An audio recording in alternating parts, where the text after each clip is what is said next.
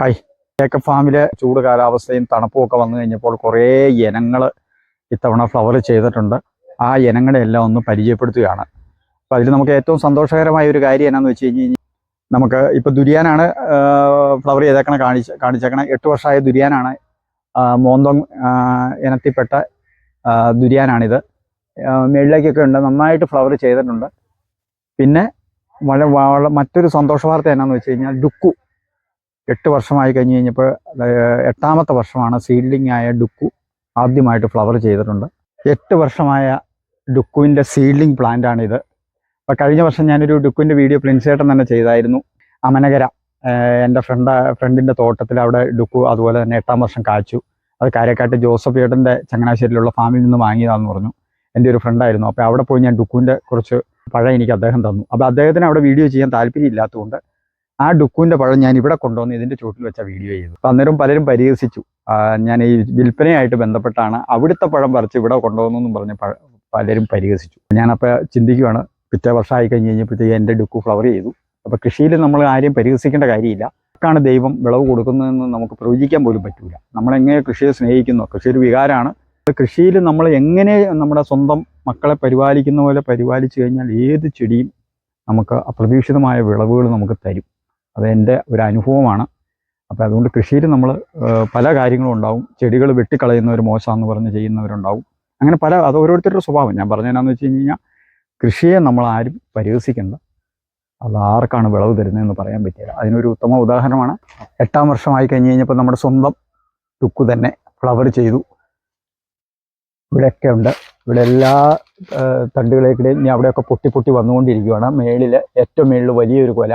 മറ്റുള്ള ചെടികളുടെ കൂട്ടല്ല, ഇത് ഫ്ലവർ ചെയ്ത് കഴിഞ്ഞാൽ ഇതിൻ്റെ കാ പിടിച്ചിരിക്കും. ഒരു കാ പോലും പിടിക്കാതെ വരികയില്ല.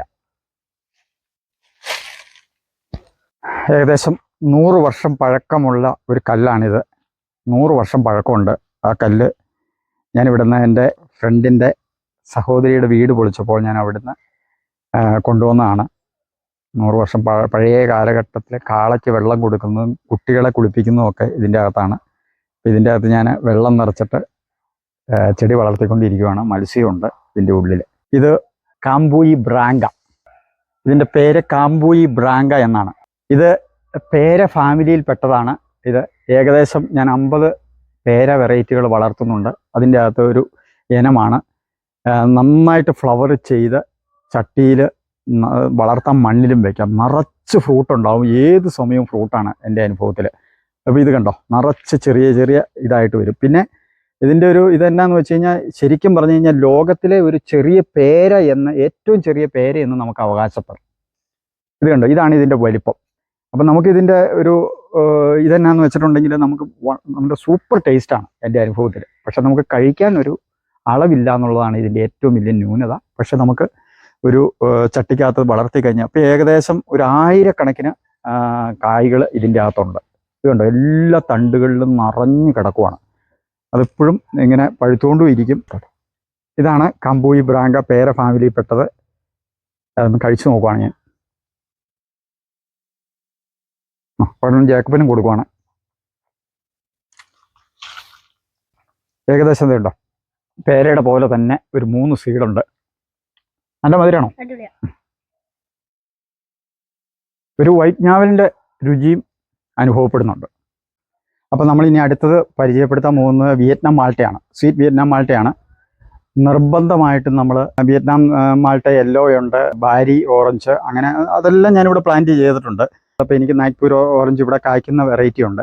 അപ്പോൾ ഇതൊക്കെ എന്ന് പറഞ്ഞു കഴിഞ്ഞാൽ നമുക്ക് തണുപ്പുള്ള ഇടുക്കി മേഖലകളിൽ കായ്ക്കുന്ന പോലെ നമ്മളെല്ലാവരും ശ്രദ്ധിക്കേണ്ട ഒരു കാര്യമാണ്. ഇടുക്കി മേഖലയിൽ തണുപ്പുള്ള വയനാട്ടിലൊക്കെ ഉണ്ടാകുന്ന പോലെ ഇത് ഓറഞ്ച് വെറൈറ്റികൾ ഇവിടെ കായ്ക്കുക എന്ന് പറഞ്ഞാൽ ബുദ്ധിമുട്ടാണ്. പക്ഷേ വിയറ്റ്നാം മാൾട്ട മുസംബി നമുക്ക് 12 മാസവും കാ തരുന്നതാണ്. യാതൊരു ഇതുമില്ല. ഇപ്പോൾ ഈ ഇതേ തന്നെ ഇതിപ്പോൾ ഇതിൻ്റെ ആദ്യത്തെ സീസണിൽ ഞാൻ ഇതുപോലെ ഏകദേശം ഒരു 10ഓ 15ഓ ഇത് പറിച്ചു കഴിഞ്ഞു. അത് പറിച്ചു കഴിഞ്ഞതിന് ശേഷം ഞാൻ ഒരെണ്ണം ഇവിടെ നിർത്തിയിട്ടുണ്ട് വലുതാവാൻ വേണ്ടി. ഇതിപ്പോൾ കളർ മാറിയിട്ടുണ്ട്. നമുക്കിത് പച്ചയ്ക്ക് തന്നെ കട്ട് ചെയ്ത് കഴിഞ്ഞാൽ സ്വീറ്റാണ്. അത് കഴിഞ്ഞിട്ട് അടുത്ത ട്രിപ്പ് ഫ്ലവർ ചെയ്തുണ്ടായതാണ്. 1, 2, 3, 4, 5, 6, 7 ഇവിടെ ഒരു 8ഓളം പഴങ്ങൾ. ഇത് ടെറസിലാണ് ഞാൻ സെറ്റ് ചെയ്തിരിക്കുന്നത്. 8 അത് ഇവിടെയൊക്കെ ഉണ്ട്, 9 10 കായ എടുത്താൽ അതിൽ തന്നെയുണ്ട്. ഇത് കഴിഞ്ഞപ്പോൾ അടുത്ത ഫ്ലവറിങ് ആവും. ഏതായാലും നമുക്കിതൊന്ന് പൊട്ടിക്കാം. അത്യാവശ്യം നല്ല വലിപ്പമുണ്ട്. ഇതിൻ്റെ ഈ ഒപ്പമുള്ള ഒരു 10ഓളം കായകൾ ഞാൻ പറിച്ച് കഴിഞ്ഞതാണ്. ഇതിപ്പോൾ ഒരെണ്ണം ഞാൻ കളറ് മാറുമെന്നുള്ളത്, ഇത് കളറ് ചേഞ്ച് വരുന്നതിന് മുമ്പ് തന്നെ നമുക്ക് കട്ട് ചെയ്ത് കഴിക്കുവാണ് ഏറ്റവും നല്ലത്. അപ്പോൾ ഏതായാലും നമുക്കിതൊന്ന് കട്ട് ചെയ്ത് നോക്കാം.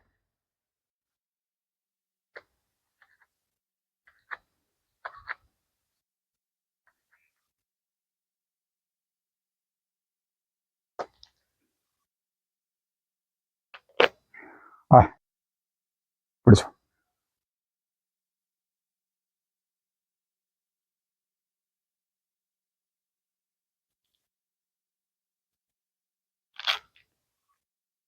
പിടിച്ചോ.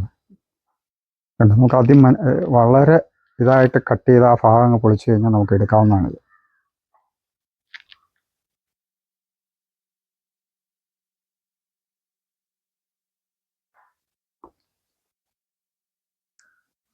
ഓ, അടിപൊളി. അതുപോലെ വെള്ളമുണ്ട്. ഈ ഒരു വലിപ്പത്തിലാണ് ഞാനിത് കട്ട് ചെയ്ത് കഴിച്ചുകൊണ്ടിരുന്നത്. അപ്പോൾ ഇത്ര ഒരു പാകത്തിലേക്ക് വന്നു കഴിയുമ്പോൾ എൻ്റെ ഇതിനിപ്പോൾ അസാധ്യമായ മധുരം തന്നെ ഉണ്ട്, അനുഭവപ്പെടുന്നുണ്ട്. പക്ഷേ ഇതിനേക്കഴിഞ്ഞും മധുരമാണ് നമ്മൾ ഈ പാകത്തിന് കട്ട് ചെയ്ത് കഴിഞ്ഞാൽ. അപ്പോൾ വിയറ്റ്നാം മാൾട്ട നമുക്ക് ഒരു വീട്ടിൽ വെച്ചിട്ടുണ്ടെങ്കിൽ നമുക്ക് യാതൊരു നഷ്ടവും ഇല്ലാത്ത ഒരു പ്ലാന്റാണ് ഇത്. ഓൾ സീസണാണ് വിയറ്റ്നാം മാൾട്ട. ഇന്ത്യൻ മുസംബി എന്ന് പറയുന്നത് സീസണാണ്. ഇത് വിയറ്റ്നാം മാൾട്ട 12 മാസവും നമുക്ക് കായാണ്. ഞാൻ ആദ്യമായിട്ടാണ് ഈ വിയറ്റ്നാം മാൾട്ട കഴിക്കുന്നത് കേട്ടോ. പ്രിയ സുഹൃത്തിൻ്റെ പ്ലാന്റിൽ നിന്നാണ് കഴിക്കാൻ പറ്റിയതിൽ വളരെ സന്തോഷം. കഴിച്ചു നോക്കട്ടെ.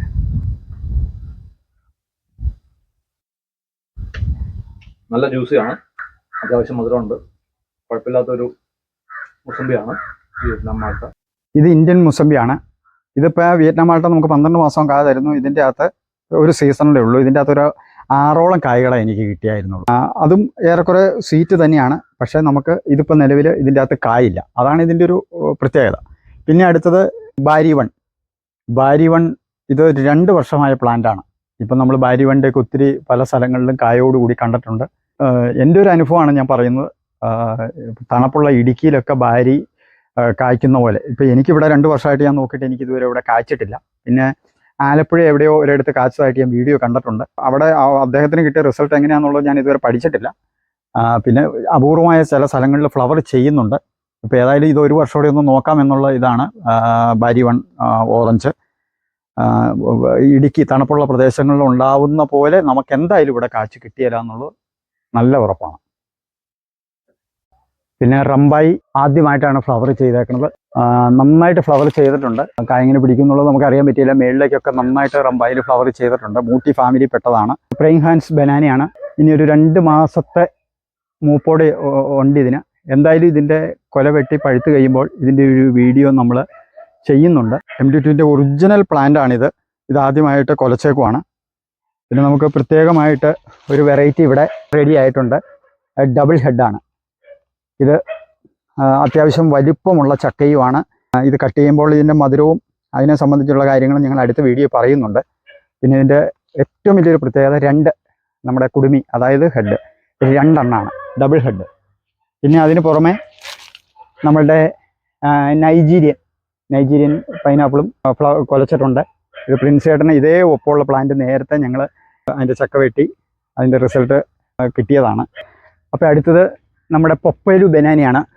ഇത് ഞാൻ ഒരു കൊല ഇവിടെ വെട്ടിയിട്ടുണ്ട്. ഇതിനൊരു പ്രത്യേകത എന്നാന്ന് വെച്ച് കഴിഞ്ഞാൽ ഈ വാഴ നമ്മൾ നട്ട് കഴിഞ്ഞാൽ ഇതിന് മുട്ട് കൊടുക്കണ്ട. അത് നല്ല ഏകദേശം ഒരു 18-20 കിലോ തൂക്കം വരെ ഉണ്ട് ഈ വാഴയ്ക്ക്. ഇതിന് മുട്ട് കൊടുക്കണ്ടാത്ത ഒരു ഇനമാണ്. പിന്നെ ഇത് ചിപ്സിനാണ് കൂടുതലായിട്ട് ഉപയോഗിക്കുന്നത്. പിന്നെ ഇതിൻ്റെ പഴം ഞാനിപ്പോൾ ഒരു കൊല വെട്ടി അതിൻ്റെ പഴം പലർക്കും കൊടുത്തു. പഴത്തിന് പ്രാധാന്യം കൊടുക്കാത്തതുകൊണ്ട് ഞാൻ മറ്റുള്ളവരോടാണ് ഇതിൻ്റെ എങ്ങനെയാണെന്ന് ചോദിച്ചത്. അപ്പോൾ അവർ പറഞ്ഞു പഴം ഏത്തപ്പഴം കഴിക്കുന്ന പോലെയാണ്. എനിക്കും അങ്ങനെ തന്നെയാണ് തോന്നിയത്. പിന്നെ അവരുടെ ഒരു കഴിച്ചവരുടെ ഒരു അഭിപ്രായം കൂടെ അറിയണമല്ലോ. പിന്നെ ഇത് എൻ്റെ ഒരു ഫ്രണ്ട് ഈ പഴം പുഴുങ്ങി കഴിച്ചപ്പോൾ അസൽ ഏത്തപ്പഴം പോലെ തന്നെയാണെന്നാണ് അദ്ദേഹം പറഞ്ഞത്. ചെറിയൊരു സീഡുണ്ട് ഇതിൻ്റെ അകത്ത്. വലിയ സീഡല്ല, നമ്മൾ അറിയാത്ത രീതിയിൽ ഉള്ള സീഡുണ്ട്. പിന്നെ കൂടുതലും ഇത് വറക്കാനാണ് ഇത് ഉപയോഗിക്കുന്നത്. ഇതിപ്പോൾ ഏതായാലും നാളെ ഈ കൊലയും വെട്ടുന്നുണ്ട് വറക്കാൻ വേണ്ടി. ഇത് ഇന്തോനേഷ്യൻ്റെ ലേഡി ഫിംഗറാണ്. നമ്മുടെ വിരൽപ്പഴമല്ല ഇത്. ഇന്തോനേഷ്യയുടെ ലേഡീസ് ഫിംഗറാണ്. ഇത് ആദ്യമായിട്ട് കുലച്ചതാണ്. പിന്നെ ഇതിന് ചൂട് ഇത്തിരി പ്രശ്നമാണ്. കൊല ഒടിഞ്ഞതല്ല, ഇല ഇതുപോലെ ചൂടും കൊണ്ട് നന കൊടുക്കുന്നുണ്ട്, എങ്കിലും ചൂടും കൊണ്ട് ഇല ഒടിഞ്ഞു പോകുന്നുണ്ട്. ഇത് കുള്ളൻ കർപ്പൂരവല്ലിയാണ്.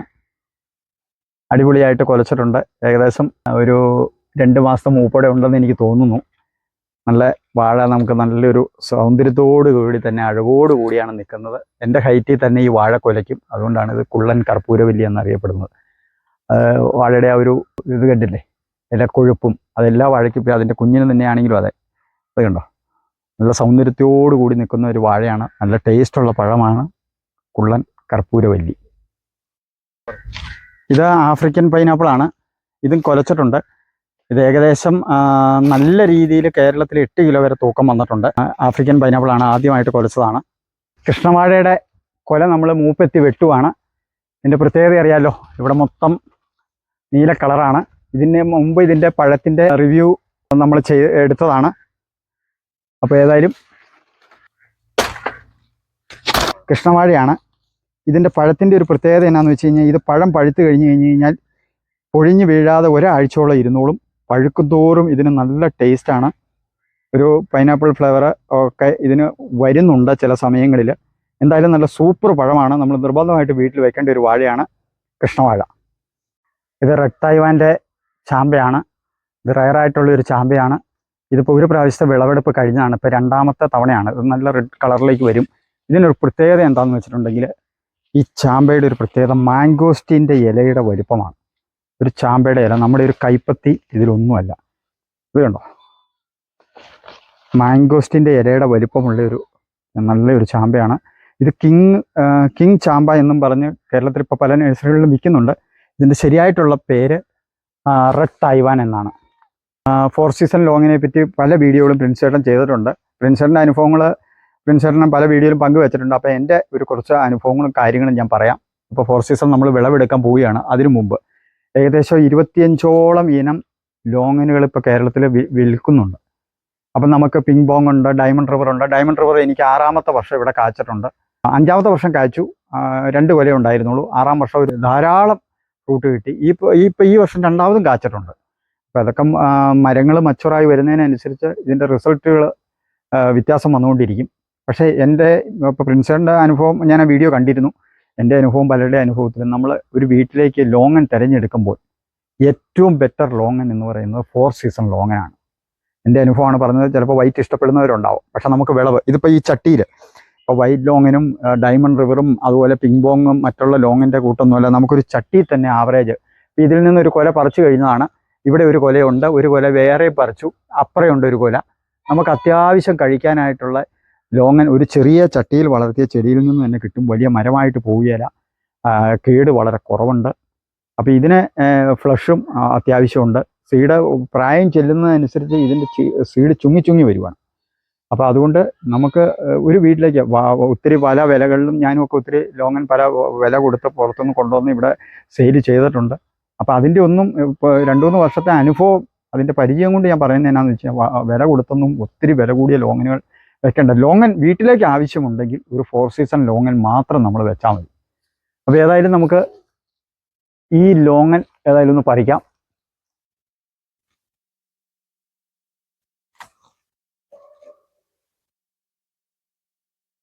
ഇത് കണ്ടോ, അത്യാവശ്യം നല്ല വലിപ്പമുണ്ട്. ഇത് പിടിച്ചോ.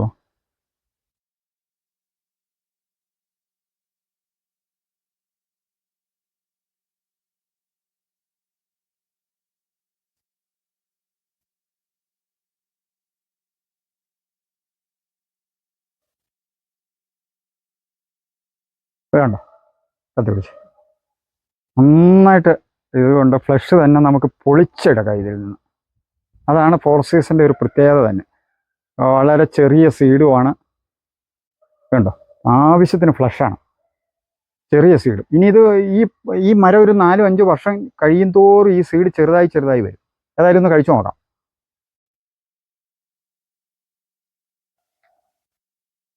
അടിപൊളി. ഇതുവരെ എല്ലാ ഫ്രൂട്ടുകളും പരിചയപ്പെട്ട് വന്നതിൽ ഏറ്റവും സൂപ്പർ 4 സീസൺ ലോങ് എന്ന് പറഞ്ഞു കഴിഞ്ഞാൽ, നമ്മളിപ്പോൾ കഴിച്ച് ഓരോ ഇനങ്ങൾ കഴിച്ച് വന്നല്ലോ. അതിൽ നമുക്ക് പിന്നെയും കഴിക്കാൻ തോന്നും.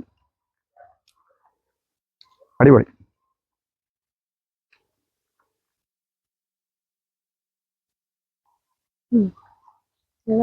ഉള്ളവരല്ലേ. അപ്പം ഇനിയൊരു പ്ലാന്റിനെ പരിചയപ്പെടുത്താൻ പോകുന്നത് ഗാർസീനിയ ഫാമിലിയിൽപ്പെട്ടതാണ്. ഇത് ഇപ്പം ഈ പറഞ്ഞ പോലെ തന്നെ നമുക്ക് വളരെ സന്തോഷകരമായൊരു നിമിഷമാണ്.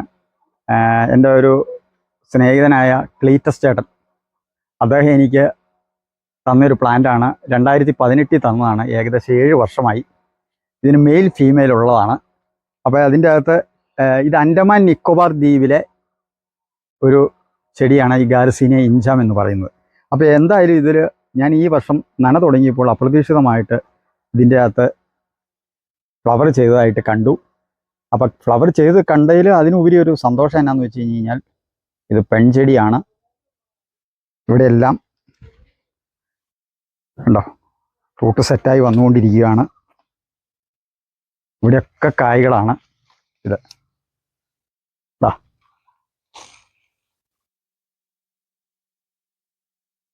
ഗാർസീനിയ ഇഞ്ച. അപ്പോൾ ഈ വീഡിയോയിൽ ഞാൻ അത്യാവശ്യം ഒരു കാര്യം കൂടി പ്രത്യേകിച്ച് പറയുവാണ്.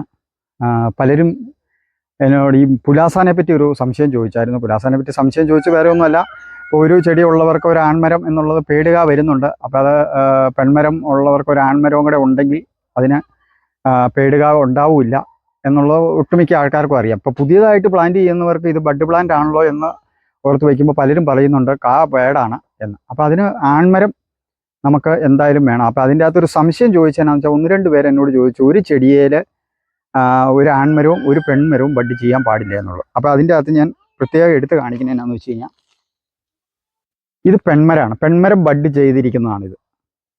അതേ ഒപ്പത്തിൽ തന്നെ ബഡ് ചെയ്തിരിക്കുന്ന ആൺമരമാണിത്. അപ്പോൾ ഇതിൻ്റെ വളർച്ച കണ്ടോ. ഇതിപ്പോൾ നമ്മൾ ഒരു ചെടിയിൽ ഇത് രണ്ടും ചെയ്ത് കഴിഞ്ഞ് കഴിഞ്ഞാൽ ഈ പെൺമരം വളരെ ശോഷിച്ചു പോവും, ആൺമരം വളർന്നു പോകും. അപ്പോൾ അങ്ങനെ ഒരു ചെടിയിൽ നമ്മളത് ബഡ് ചെയ്യരുത്. ആ സംശയം ഉള്ളവർക്കായിട്ട് ഞാൻ പറഞ്ഞേക്കണം കേട്ടോ. അപ്പോൾ ഒരു 10 പ്ലാന്റ് അല്ലെങ്കിൽ 5 പ്ലാന്റ് ഒക്കെ വെക്കുന്ന ഒരു നിർബന്ധമായിട്ട് ഒരു ആൺമരം അതിൻ്റെ ഇടയ്ക്ക് നമ്മൾ നട്ടിരിക്കണം. എങ്കിലാണ് നമുക്ക് പേടില്ലാണ്ട് പുലാസാനിൽ കാ കിട്ടുകയുള്ളൂ. ഇതിപ്പോൾ നമ്മുടെ സഭാര ഏകദേശം ഫ്ലവർ ആയിട്ടുണ്ട്. നിറച്ച് പൂക്കളാണ്. ഇത് ഏകദേശം 25 ദിവസം കൊണ്ട് വിരിഞ്ഞു കഴിഞ്ഞാൽ 25 ദിവസം കൊണ്ട് ഇത് ഫ്രൂട്ട് റെഡിയാവും. പലരുടെ ഒരു സംശയമുണ്ട്. അതിനു വേണ്ടി ഒന്ന് മാറ്റാൻ വേണ്ടി മാത്രമാണ് ഇത് പറയുന്നത്.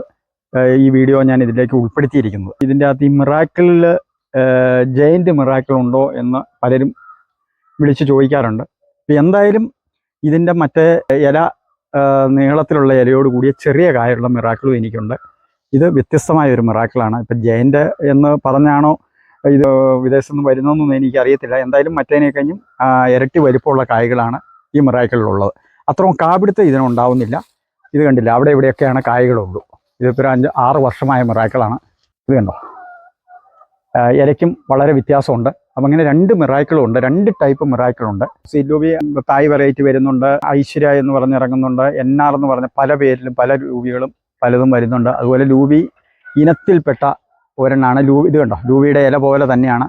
ഇതാണ് ഗവർണേഴ്സ് പ്ലം. അപ്പോൾ പലർക്കും ഇതിലും ഒരു സംശയമുണ്ട്.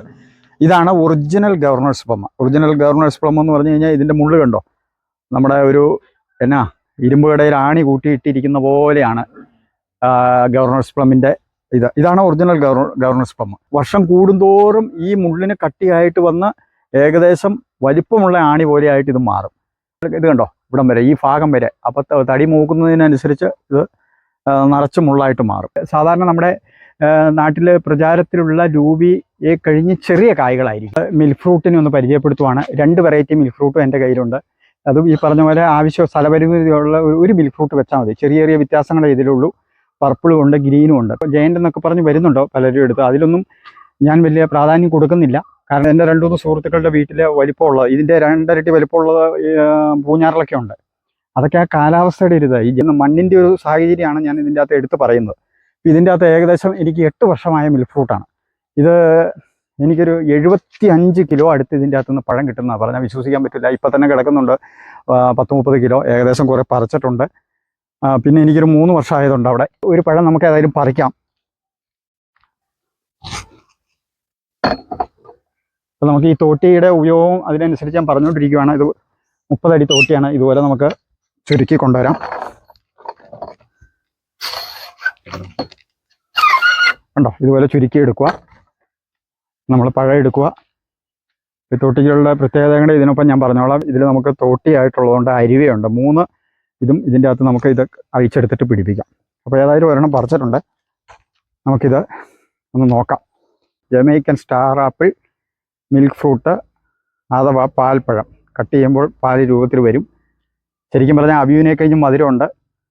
വേണ്ടോ, നന്നായിട്ട് പാൽ ഒഴുകുന്ന പോലെ ഒഴുകി വരും.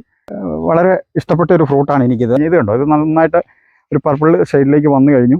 ഇപ്പം ഇത്രയും നന്നായിട്ട് മരത്തിൽ നിന്ന് നന്നായിട്ട് പഴുത്തതിന് ശേഷം എടുക്കാവുള്ളൂ. എനിക്കിത് ഇങ്ങനെ തന്നെ പൊളിച്ച് കഴിക്കുന്നതാണ് ഇത് ഏറ്റവും ഇഷ്ടം. ഇത് കണ്ടോ, നമുക്ക് പശ കുറവുണ്ട്. നന്നായിട്ട് പഴുത്ത് കഴിഞ്ഞാൽ ഇത് കണ്ടോ, അടിപൊളി. അടിപൊളി മധുരമാണ്, അടിപൊളി മധുരം. ഇച്ചിരി ചുങ്ങി ഒരു ഇത് കണ്ടോ, ഈ ഒരു ചുക്കലിൽ എടുത്തു കഴിഞ്ഞാൽ നമുക്ക് ഒട്ടും പശ ഉണ്ടാവില്ല. നല്ല സൂപ്പർ മധുരമായിരിക്കും. ഇനി ഇതിൻ്റെ ഒരു പ്രത്യേകത എന്താണെന്ന് വെച്ച് കഴിഞ്ഞാൽ, ഒരു ഫ്രൂട്ട് ഉണ്ടെങ്കിൽ നമുക്ക് ഒരു ഗ്ലാസ് ഷെയ്ക്ക് അടിക്കാം. ഷെയ്ക്ക് ഒന്നെടുത്ത് ഇതിപ്പോൾ ഞങ്ങൾ ഷെയ്ക്ക് അടിച്ചതാണ്. ഒരു ഗ്ലാസ്, ഒരു പഴം കൊണ്ട് ഒരു ഗ്ലാസ് പാലും ചേർത്ത് നമുക്കൊരു ഷെയ്ക്ക് അടിക്കാം.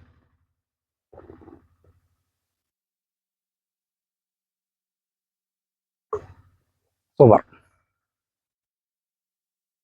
എങ്ങനെയുണ്ട്? ഒത്തിരി വീഡിയോകൾ ഇതിൻ്റെ ഇവിടെ യൂട്യൂബർമാർ വന്ന് ചെയ്തിട്ടുണ്ട്. തായ് ആപ്പിൾ ഗുവയാണ്. അപ്പോൾ ഇത് ഒത്തിരി ആൾക്കാർക്ക് ബുദ്ധിമുട്ടുകളുമുണ്ട്. കാരണം ആർക്കും ഇതിൻ്റെ തൈകൾ സമയത്ത് നമുക്ക് എത്തിക്കാൻ പറ്റില്ല. ഒരു 100-200 പേര് ഇതിൻ്റെ തൈക്ക് വേണ്ടി ഇപ്പോഴും ക്യൂ നിൽക്കുകയാണ്. നമുക്ക് കൊടുക്കാൻ പറ്റുന്നില്ല. അതിൻ്റെ ഒരു കാരണം എന്നാന്ന് വെച്ച് കഴിഞ്ഞാൽ, ഇതിപ്പോൾ 3 മാസമായി ലെയർ അടിച്ചിട്ട്. പ്രിൻസേട്ടൻ വരെ വന്ന് കണ്ടതാണ്. പിന്നെ ഒരു സന്തോഷ വാർത്ത എന്നാന്ന് വെച്ച് കഴിഞ്ഞാൽ, ഇതിലൊരു വേര് ചെറുതായിട്ട് ഇവിടെ പൊട്ടി വന്നിട്ടുണ്ട്. ഇത് ചെയ്തിട്ടുണ്ടെങ്കിൽ നമുക്ക് വേര് വരാനായിട്ട് ഏകദേശം ഒരു 95, ഒരു 3-3.5 മാസം എടുക്കും. സാധാരണ പേരയുടെ കൂട്ടല്ല. പിന്നെ ഇത് കട്ട് ചെയ്ത് മാറ്റി കഴിഞ്ഞിട്ടുണ്ടെങ്കിൽ 10 പ്ലാന്റ് നമ്മൾ കട്ട് ചെയ്ത് മാറ്റിയാൽ ഒരു 8 പ്ലാന്റ് അല്ലെങ്കിൽ 7 പ്ലാന്റ് ഒക്കെയാണ് നമുക്ക് റെഡി ആയിട്ട് വരെ കിട്ടുന്നുള്ളൂ. അപ്പോൾ അങ്ങനെ ഒരു ഇനമാണിത്. അപ്പോൾ ഞാൻ ഈ 50 പേരെ വളർത്തുന്നതിൽ 1ാം സ്ഥാനം കൊടുത്തിരിക്കുന്നത് എൻ്റെ അഭിപ്രായത്തിൽ തായ്വാൻ ആപ്പിൾ ഗുവയാണ്. പിന്നെ ഞാനിപ്പോൾ ജപ്പാൻ ഗുവയെ പറ്റി പറയാം. ജപ്പാൻ ഗുവ ഞാൻ കാണിച്ചു തരാം. അപ്പോൾ ഇതിൻ്റെ അകത്ത് ഇപ്പോൾ അത്യാവശ്യം നിറച്ച് പേരയ്ക്കാണ്. നമുക്ക് ഏത് സമയത്തും പേരയ്ക്ക്. ഈ മരത്തിന് നമ്മൾ ലെയർ അടിച്ച് ഇത് കണ്ടോ, ഇവിടെയൊന്നും ശിഖരങ്ങളില്ല. ഇതെല്ലാം കട്ട് ചെയ്ത് മാറ്റി. പിന്നെ എനിക്ക് ഒരെണ്ണം ഇത് മണ്ണിലേക്ക് മാറ്റി നടാൻ പറ്റിയില്ല. എൻ്റെ എനിക്കതിനുള്ള ഇത് കിട്ടിയില്ല, സമയം കിട്ടിയില്ല. ഇതെൻ്റെ മദർ പ്ലാന്റ് ആണ്. ഏകദേശം ഒരു 800 ഗ്രാം തൂക്കമുള്ള ഒരു പേരയ്ക്കാണ്. ലെയർ അടിച്ച് ഇതിൻ്റെ ആരോഗ്യം വല്ലാണ്ട് നശിച്ചു.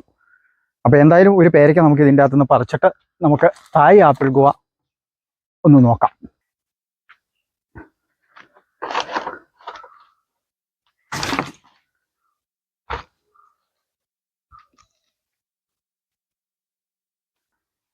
ഇത് തായ് ആപ്പിൾ ഗുവയാണ്. പിന്നെ ഇതിൻ്റെ ഒരു പ്രത്യേകത എന്താണെന്ന് വെച്ചാൽ, ഇതിന് ജപ്പാൻ ഗുവേനെയും മറ്റുള്ള പേരകളെ അപേക്ഷിച്ച് നമ്മൾ ഇതിന് 1ാം സ്ഥാനം കൊടുക്കുക എന്ന് പറയുന്നുള്ള കാരണം, ഇതിപ്പോൾ ഇതിൻ്റെ പകുതി, ഇതിൻ്റെ ഇത്രയും കൂടെ വലുപ്പത്തിൽ ഇതിൽ ലെയർ അടിക്കാതിരുന്ന നല്ല മരത്തിൽ നിന്ന് വലുപ്പത്തിൽ 800 ഗ്രാം തൂക്കത്തിൽ എനിക്ക് കിട്ടിക്കൊണ്ടിരുന്നതാണ്. പിന്നെ ഇതിൻ്റെ മറ്റുള്ള പേരയെ അപേക്ഷിച്ച് ഇതിൻ്റെ പാതി പഴുത്ത് മൂപ്പെത്തി കഴിയുമ്പോൾ തന്നെ ഇതിൻ്റെ തൊലി അടക്കം നമുക്ക് കഴിച്ചു കഴിഞ്ഞാൽ ഒരു ചവർപ്പ് അനുഭവപ്പെടുകയില്ല. ഇത് കണ്ടോ, സീഡ് തന്നെ വളരെ കുറവായിരിക്കും.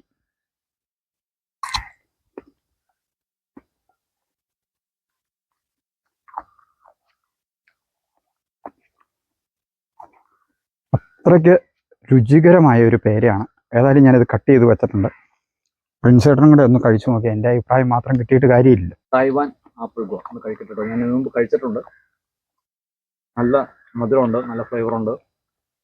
ഇതിൻ്റെ ഒരു പ്രത്യേകത എന്ന് പറഞ്ഞാൽ, തൊലിയോട് കൂടെ കഴിക്കുമ്പോഴും മറ്റു പേരകളിൽ നിന്ന് വ്യത്യസ്തമായിട്ട് തൊലിക്കും കൂടെ ഒരു മധുരമുണ്ട്.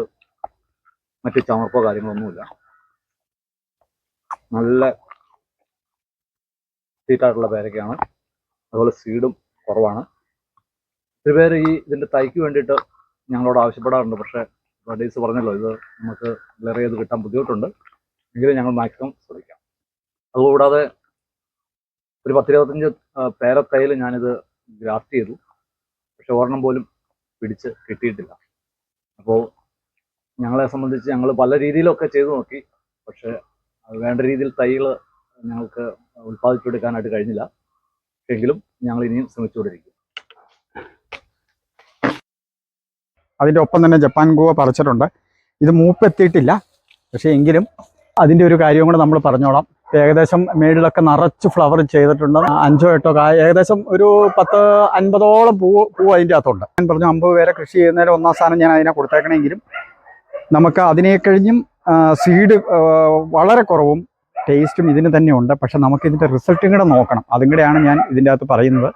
ഇത് നമുക്ക് ഒരു സബ് ട്രോപ്പിക്കൽ, അതായത് ഒരു തണുപ്പുള്ള കാലാവസ്ഥയിലാണ് ഇതിൽ കൂടുതൽ കായ്പിടുത്തമുള്ളൂ. നമ്മുടെ ഉള്ള ചൂടുള്ള കാലാവസ്ഥയിൽ ഇത് കൃഷി ചെയ്യാൻ പറ്റിയതല്ല. പിന്നെ ഡയമണ്ട് റെഡ് ഡയമണ്ട് എന്ന പേരിലൊക്കെ കേരളത്തിൽ പല പേരിലും അറിയപ്പെടുന്ന ഒരു സാധനമാണ് ഈ ജപ്പാൻ പേര.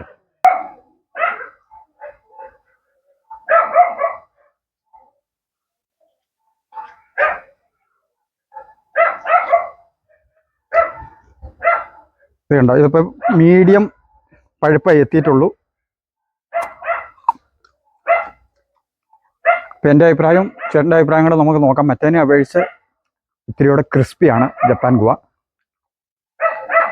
പിന്നെ സീഡിൻ്റെ ഭാഗം ഇപ്പം നമ്മൾ മറ്റത് കട്ട് ചെയ്തപ്പോൾ കണ്ടല്ലോ, അകത്ത് കൂടുതൽ ഭാഗം ഫ്ലഷ് അതിന് കൂടുതലുണ്ട്. ഇത് കണ്ടോ, ഈ സീഡ് ഇരിക്കുന്ന ഭാഗം വളരെ കുറവാണ്, മാംസളമായ ഭാഗം. നമുക്ക് ജപ്പാൻ പേരയും കൂടെ ഒന്ന് കഴിച്ചു നോക്കാം. ഡേസ് പറഞ്ഞ പോലെ കുറച്ച് ക്രിപ്സിയാണ്, പക്ഷെ എനിക്ക് കുറച്ചുകൂടി ഇഷ്ടപ്പെട്ടത് തായ്വാൻ ആപ്പിൾ ഗുവയാണ്. ഇത് അല്പം പഴുക്കാനുണ്ടായിരിക്കാം, പക്ഷെ എങ്കിലും ഇതിന്റെ തൊലിക്ക് ചെറിയ കട്ടി പോലെ ഫീൽ ചെയ്യുന്നു. ഒരു ചവർപ്പ് അനുഭവപ്പെടുന്നില്ലേ? അതാണ് ഇത് തമ്മിൽ വേറിട്ട ഒരു ഇത്. കായകളുടെ എണ്ണത്തിലും അതുപോലെ ടേസ്റ്റിലും എനിക്ക് തോന്നുന്നു കുറച്ചുകൂടെ ബെറ്റർ തായ്വാൻ ആപ്പിൾ ഗുവ തന്നെയാണ്. അപ്പം നമ്മൾ അടുത്ത് പരിചയപ്പെടുത്താൻ പോകുന്നത് റെയിൻബോ മട്ടോവയാണ്. ഞാനിപ്പോൾ പർപ്പിളുണ്ട്, ഡാർഫുണ്ട്, സോഫ്റ്റ് സ്കിന്നുണ്ട്, ഗ്രീനുണ്ട്. കേരളത്തിൽ ഇന്ന് പ്രചാരത്തിലുള്ള എല്ലാ മട്ടോവയും നമ്മളുടെ ഫാമിലുണ്ട്. പക്ഷേ അതിൽ എനിക്ക് സോഫ്റ്റ് സ്കിൻ ഞാൻ കഴിച്ചിട്ടില്ല. എനിക്ക് ഈ വർഷം ഫ്ലവർ ചെയ്തിട്ടുണ്ട്. 4 വർഷമായി. മൂന്നാമത്തെ വർഷം നിറച്ച് ഫ്ലവർ ചെയ്തു. പക്ഷേ അതിൽ ഒരു കാ പോലും പിടിച്ച് കിട്ടിയില്ല.